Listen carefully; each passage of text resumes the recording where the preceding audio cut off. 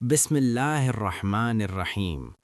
اللہ تعالیٰ نے جب کچھ بھی پیدا نہیں کیا تھا، نہ زمین تھی، نہ آسمان، نہ روشنی اور نہ اندھیرا، صرف اللہ تعالیٰ تھا۔ پھر اللہ تعالیٰ نے اپنی قدرت سے اس پوری کائنات کو پیدا فرمایا، آسمان بلند کیے، زمین بچھائی، پہاڑ کھڑے کیے، دریا بہا دیے، اور ہر چیز کو ایک نظام کے ساتھ جوڑ دیا۔ اس کے بعد اللہ تعالیٰ نے ارادہ فرمایا کہ وہ اپنی مخلوق میں ایک ایسی مخلوق پیدا کرے جو سوچ سکے، سمجھ سکے، بول سکے اور اللہ کو پہچان سکے۔ اس مخلوق کا نام انسان تھا۔ اللہ تعالیٰ نے فرشتوں سے فرمایا کہ میں زمین پر اپنا ایک نائب پیدا کرنے والا ہوں۔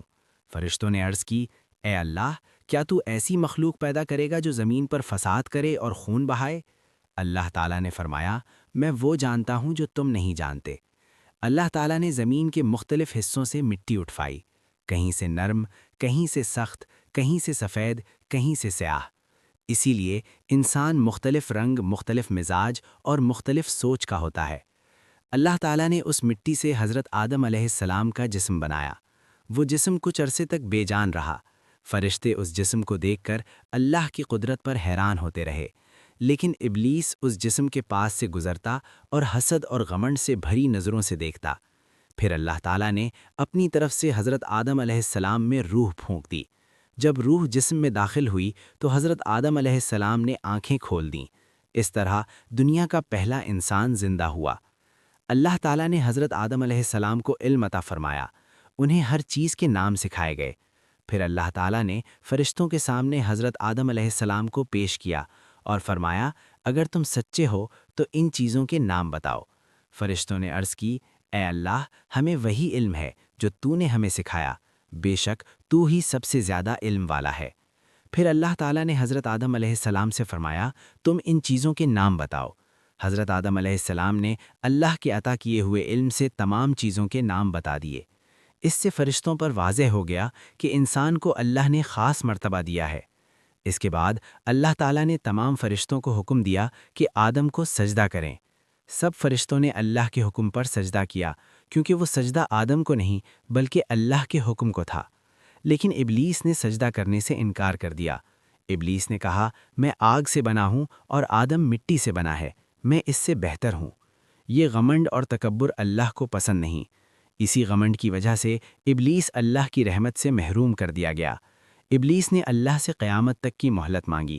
اس نے کہا، میں آدم اور اس کی اولاد کو گمراہ کر کے رہوں گا۔ اللہ تعالیٰ نے فرمایا کہ میرے نیک بندوں پر تیرا کوئی زور نہیں چلے گا۔ اللہ تعالیٰ نے حضرت آدم علیہ السلام کو جنت میں رہنے کا حکم دیا۔ جنت ایسی جگہ تھی جہاں غم نہیں، بھوک نہیں، تھکان نہیں اور دکھ کا کوئی نام و نشان نہیں تھا۔ حضرت آدم علیہ السلام کی تنہائی کو دور کرنے کے لیے اللہ تعالیٰ نے بی بی حوا علیہ السلام کو پیدا فرمایا۔ دونوں جنت میں سکون اور اطمینان کے ساتھ رہنے لگے۔ اللہ تعالیٰ نے فرمایا، تم جنت کی ہر چیز کھا سکتے ہو، ہر نعمت سے فائدہ اٹھا سکتے ہو، لیکن اس ایک درخت کے قریب بھی مت جانا۔ حضرت آدم علیہ السلام اور بی بی حوا علیہ السلام نے اللہ کے حکم کو یاد رکھا، لیکن ابلیس ان کا پرانا دشمن تھا۔ اس نے میٹھی باتوں سے بہکانا شروع کیا۔ اس نے کہا، میں تمہارا خیر خواہ ہوں، میں چاہتا ہوں تم ہمیشہ جنت میں رہو۔ اس نے قسمیں کھا کر دھوکہ دیا۔ آخرکار بھول چوک سے اس درخت کا پھل کھا لیا گیا۔ یہ جان بوجھ کر نافرمانی نہیں تھی۔ جیسے ہی غلطی کا احساس ہوا، ان کا لباس اتر گیا اور انہیں شرم محسوس ہوئی۔ وہ فوراً اللہ کے در پر جھک گئے۔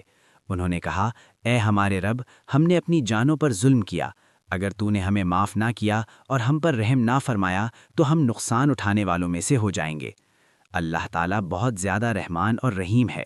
اس نے ان کی توبہ قبول فرما لی، لیکن دنیا امتحان کے لیے بنائی گئی تھی۔